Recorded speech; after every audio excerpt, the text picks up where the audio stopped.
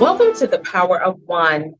Today, we are going to be speaking with Dr. Goldstein about the measles outbreak that is affecting many parts of the world. So, let's get an understanding of what's going on and how you can protect your children. Welcome to the show, Doctor. Doc, tell me something. There has been a measles outbreak. And I did do a little bit of research, which I was surprised to hear of a measles outbreak. There has been a measles outbreak in 2022, 2021, 2020, and 2019. And 2019 was like the most horrible year of the measles outbreak.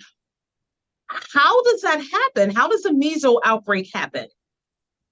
So in this country, what's important to remember is that since the introduction of the vaccine, and now we have um, well over 90% of the population has been vaccinated, we don't have measles in this country endemically, meaning it doesn't come from here.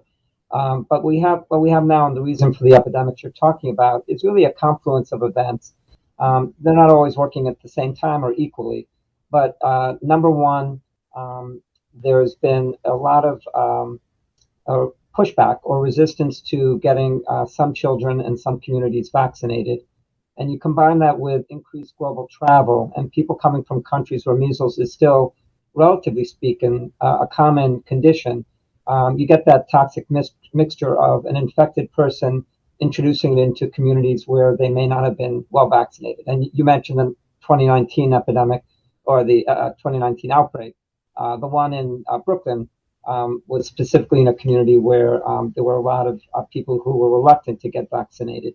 And so when you get that combination of global travel, introducing people who may have the infection in communities where there's not adequate vaccine protection, you end up having these isolated outbreaks. Now, to give you an idea, just a perspective, and it's certainly, we hate to see this happening, but before the introduction of the vaccine, which came out in, I think, was 1963, roughly 500,000 people in this country had measles every year, and about 450 to 500 died each year from the measles. So we're way, way away from those kinds of numbers. But as you pointed out, it's a concerning trend that we're beginning to see more outbreaks than there were in the past. The measles outbreak, does it just affect children or can it affect adults also? No, it's a great question, and it can certainly affect both. The younger you are, certainly the more vulnerable you can be. So infants are specifically vulnerable, but people of any age can get measles, and so if they have not been adequately vaccinated, their chances of getting it are extremely high. So break down for us what exactly is measles and how does it affect the body? So I'm not a microbiologist, so I'm not going to be able to give you all the good specifics, but it's a virus. There are DNA viruses and RNA viruses. This is an RNA virus, and it's passed mostly by droplet transmission, meaning that if you cough or sneeze, those droplets get onto other people around you, and then they can get it from you. It can also be passed on by inhalation. So the virus can also be spread through the air through respiratory action. So those are the two main ways, but it's primarily through contact with those particles. And if you get the infection, the most common symptoms, for better and for worse, are similar to a lot of other viruses, which means you don't know that you've had it or that you have it because there are not, at least initially, really distinct symptoms that set it apart. Now, if you know you've been exposed to someone with measles, you're going to be much more, I think, aware. But the typical ones, and they talk about the three C's of measles, which is cough, coryza, meaning runny nose, and conjunctivitis, meaning pink eye. And that triad, along with fever, are how it often presents. There's a rash which typically develops, but it doesn't develop at first. So people who are sick before they get the rash are even less likely to know or suspect they have the measles. So they're much more likely to go out and be hanging out with other people because they're assuming it's just the common cold. The actual infection itself can last for a period of about 7 to 10 days, give or take. But you're contagious about 4 days before you get the rash. And of course, you don't know when you're going to get the rash until you get it, so you don't know you've been contagious for about 4 days after you get the rash. So there's about an 8-day period where you're particularly likely to spread it to other people. In terms of what else it can do to your body, those are sort of the main immediate effects. But then you have other complications. You can get ear infections from it. You can certainly get pneumonias from it. Not unlike influenza, which can give you pneumonia, it can also allow what we call secondary pneumonias to develop. So bacteria kind of take advantage of the viral illness and then make their way into the body as well. And so you can get bacterial pneumonias. And those are probably some of the more common types of infections or side effects that you'll see. And then unfortunately, there are some more severe and sometimes life-threatening ones. Encephalitis, which is sort of a fancy way of saying the brain is swelling, is a complication that doesn't happen often, but it does happen. And it can, of course, cause severe neurologic problems and, in some cases, death. And this is one that I'm personally aware of, although it's extremely rare. But when I was a resident here at St. Christopher's back in the 90s, we had a child from Central America who came in who was just progressively losing all of his functioning, his neurologic functioning, use of his arms, his legs, his thought process. And no one could figure out what was going on with him until someone did a really thorough infectious disease history and discovered he had actually had measles when he was much younger. But there's a condition called subacute sclerosing panencephalitis, which develops years after the infection, but then can lead to this terrible, terrible deterioration, which ultimately can lead to death too. So there's a whole span of possible complications. And if you are pregnant, much more likely to have lose your child during the pregnancy. But the most immediate and common ones are very similar to other viruses. What can parents do to keep their children safe if they make the decision not to get the measles vaccine for their child? Yeah, and that's a tough one because it spreads so easily. And just to give you an idea, we've been, in the midst of this horrible COVID pandemic. For about every person that has COVID, about 3 people get infected from that person. With measles, it's 6 times that. So for every person with measles, about 18 people will get infected. So it's very, very easy to spread, which means it's really, really hard to protect your children from it. So things which can help, but are certainly not perfect. N95 masks seem to make it less likely you'll inhale any of those respiratory droplets. Being as isolated as you can from other people in the community that may have it certainly can help, but that's not always a realistic option for them. And probably the best thing they can possibly do, I think ironically, is to be in a community where almost everyone else is vaccinated. Because if you're vaccinated, if 90+% of your community is, and they use 95% as kind of the number we talk about, you really develop what's called herd immunity, which means that by virtue of everyone around you being vaccinated, it's extremely unlikely that the infection will pass amongst people in the community because there's just not enough places for the virus to go. So those are some of the things you can do to kind of protect yourself. Hand washing, always a good thing for any kind of infection. But the reality is they're just not great ways to protect your child in the moment. Now, if people are open to getting the vaccine, and this is one of the questions I think you had also, you can also get the vaccine, and that does seem to protect you somewhat and minimize some of the symptoms. If someone was around someone who had the measles, could they get the vaccine in, like, say, within 24 hours, and it would prevent them from getting the measles if they were exposed to it?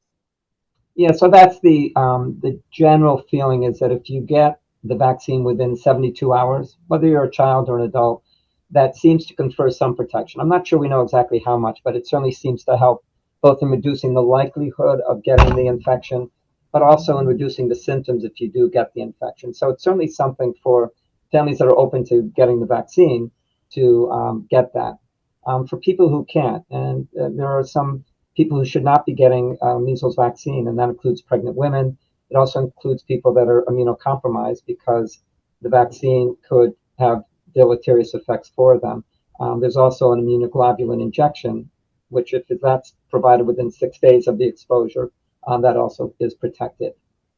Does the measles outbreak occur, say like the flu? Does it happen a certain time of the year, or it can just come at any time? Well, it probably can come anytime, but it's typically the late winter, early spring that we tend to see it in this country. It's probably not as quite as clearly seasonal, maybe as flu, but there's clearly a period of the year where it's more likely to occur. And so that's the period where there's most risk for it. Is there a certain amount of time? So like, is there like for COVID, we had, okay, if you had COVID, wait until 10 days to come around, to your coworkers, or mask, double mask for 10 days, or is that the same for measles when someone gets the measles? Is there a time frame as to like when they're safe or when it's not contagious anymore? Yeah, the general, and I was doing a little bit of reading about this because you asked that question. I didn't know the answer to that either, but it seems to be that about 4 days after you break out in the kind of classic measles rash, at that point, you should no longer be contagious. So okay to go out at that point. The so I kind of remember when my babies were young, Yeah. and they would always get, the pediatrician would be like, okay, it's time for this shot, it's time for this shot, it's time for this shot. The what goes along, like, is it measles and chicken pox, and is there like break down like the ages when they should be getting these shots? Yeah, so the recommendation in this country, and it's different in other countries, it depends on how common measles is. And luckily, in this country, it's extremely, extremely rare. Again, we're talking about, up to 1,000 in the worst outbreak we've had in the last 20 plus years, compared to tens of thousands or hundreds of thousands worldwide. And so in some countries, it's still not, relatively speaking, not uncommon because they just haven't been able to vaccinate their entire community as effectively as other countries. So the feeling is that in this country, because the risk is so low, you wait till kids are a year of age to give them that first measles, mumps, rubella vaccine. In the first 6 months, because almost everyone either has had measles or they've had the vaccine, the mom's antibodies really tend to protect the child. So we don't recommend or worry too much about those first 6 months. The reason why I make that distinction is that if you have a 6-month-old up to a year of age who haven't gotten the vaccine, but you're going to go overseas to a country where they may be exposed, those kids will also give the measles vaccine or the MMR vaccine earlier than normal. They still need to follow the schedule and get it again once they turn a year of age. And then the general recommendation is to get the second one around 4 years of age. It's not really a booster like the COVID booster. It's just that for reasons we don't fully understand, a small percentage of people who get the initial vaccine just don't respond. So the idea is to give them the second opportunity for their immune system to respond to the vaccine. And so we generally give it at 4 years of age, but it can be done sooner than that, and certainly would be indicated if there was a significant outbreak someplace. How are statistics tracked? So, of course, the Department of Health knows there's a baby born. Right. And is it that pediatricians and doctors have to say, okay, I made the recommendation for this child to get their normal vaccines or their shots? Is there some kind of system where you guys have to report that information so the Department of Health actually knows who's being vaccinated, receiving their shots, and as opposed to who's not? Well, certainly in Pennsylvania, there is a requirement to be vaccinated, including for measles, twice before you enter school. Now, there are exemptions, and so people will request those. But all that has to be documented and recorded. So, as an example, in Philadelphia, where I've really done most of my work, there's the Vaccines for Children's Registry. And whenever, for example, here at St. Christus, we give a vaccine that's reported to the city then documents those vaccinations that are given, which both gives them a sense of the degree of vaccinations that are going on, but also if somebody moves to another area, they can always go to the registry to get copies of their records if they're not able to get it through their physician's or nurse practitioner's office. Do you find that some parents do not vaccinate their children for religious purposes? For which purposes? Religious. Oh, religious purposes. Yeah, no, I think that it's a combination of religious purposes and for some people just a suspicion of the medical community that they're worried that something bad is being injected into their children. So absolutely, we see that.